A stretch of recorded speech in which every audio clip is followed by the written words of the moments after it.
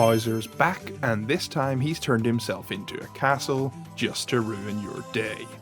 Is Mario Wonder a new step in the right direction for 2D Mario games, or is it another bland release like the last few new Super Mario Bros. Games? Let's get to it. The first thing I want to touch on is the fun design in this game. There are 7 different areas to play levels in, and you get the freedom to choose which courses you want to venture to within those areas. Some of them are relatively standard, but some of them are relatively unique. You won't have experienced things like this in previous Mario games. The fun design aspects don't just include the worlds though, it's the characters themselves, and that's one of the things I will say about this game. It has heaps and heaps of character. Gone are the boring, lackluster designs of the new Super Mario Bros. Series, and instead they're replaced with characters that give real personality. Mario's hat will flutter, facial expressions, the talking flowers. This game just oozes with personality and a fun vibe that Mario, I feel, has been missing for a long time. The music is fun as well. Mario games tend to have excellent soundtracks, and Mario Wonder is no different. You'll be humming and whistling along to these tunes long after you finish your play sessions. Yes, it's mostly what we expect from Mario games, but the quality is very high. The gameplay mechanics that the badges provide are something that I was worried about going into this experience, but after having had the time with the game, I do think this is a real benefit to this title.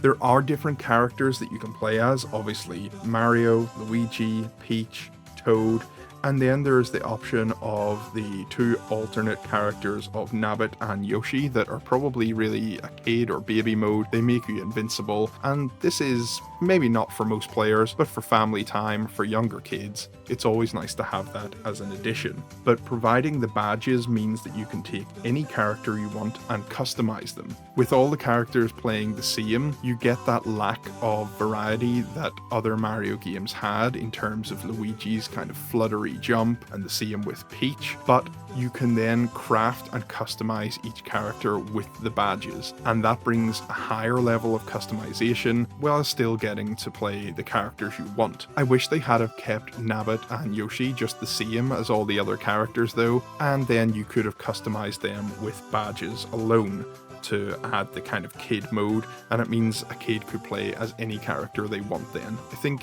it makes sense. They've added a feature in with badges, but then they've kind of done away with it in terms of what the characters themselves can do. My favourite of the badges so far would probably be the vines. I don't want to give too much away, but having a grappling hook in Mario pretty much kicks ass, and you're going to want to take this one everywhere and test it out across all the levels. As well as the badges adding new gameplay types, power-ups do have some new additions, my favourite of which is probably the bubble power-up.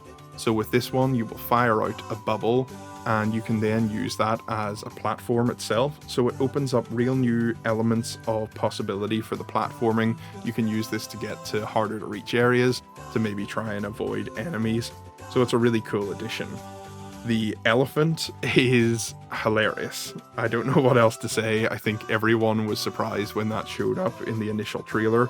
And playing with it, it's definitely a very powerful power-up. You can attack with the elephant, obviously. You can solve kind of puzzles and change things by sucking up water and the like with the elephant, but it's just hilarious to play as each individual character as their own elephant form. And while we're talking about comedy and hilarious moments, the talking flowers, I think, have been divisive in the fan base. But to me, I absolutely love them. They add this level of humour approaching each new one. They'll make little different comments, and I just think they're really, really fun. They're a neat addition. You can turn that off as well. So if they are starting to get to you, you can get rid of them, but definitely I would advise leaving them on. They provide such great moments of entertainment as you're going through the levels. And one of the bigger aspects is the Wonder Flower itself. So this will transform either Mario or the actual level in such a way that it completely flips the course on its head. You'll see some of the craziest things you've ever seen in Mario games. I've seen a lot of people describing this as kind of a drug-induced type of Mario, and I would tend to agree. The stuff that you can see when you take the Wonder Flowers, I don't want to spoil too much, but you'll see some really wacky things. You'll want to grab one anytime you can. It adds to the replayability of this, along with the badges adding to replayability. You've got the Wonder Stars as well, and you'll want to see what they can do on each level, so it'll give you a chance to go back in and see what you've missed out on. So, the verdict. As you can probably tell from the review, I really loved Mario Wonder. For me, it does set a new benchmark for 2D Mario, and you'll have seen the title and the thumbnail of this video, and I put that they've ruined 2D Mario, and I'm sorry to say, but they have.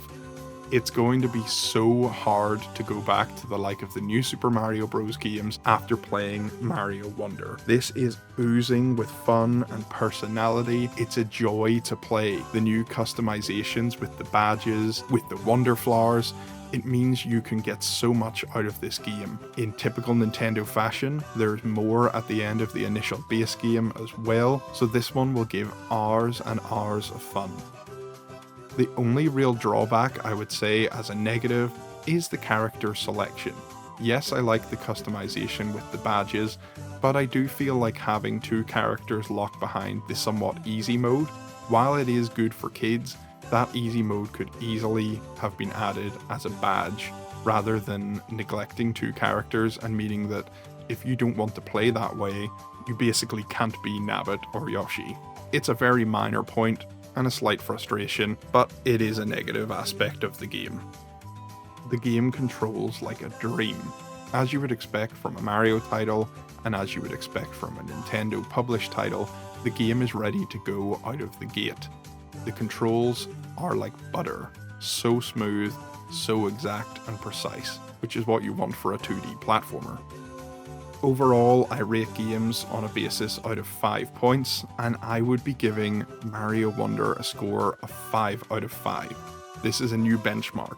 It truly has set the standard for 2D Mario games going forwards. It's joyous, it's replayable, and it's excellent fun. And at the end of the day, that's what we want from a Mario title. Comment below with your thoughts on Mario Wonder, give the video a like, and I'll see you guys in the next one.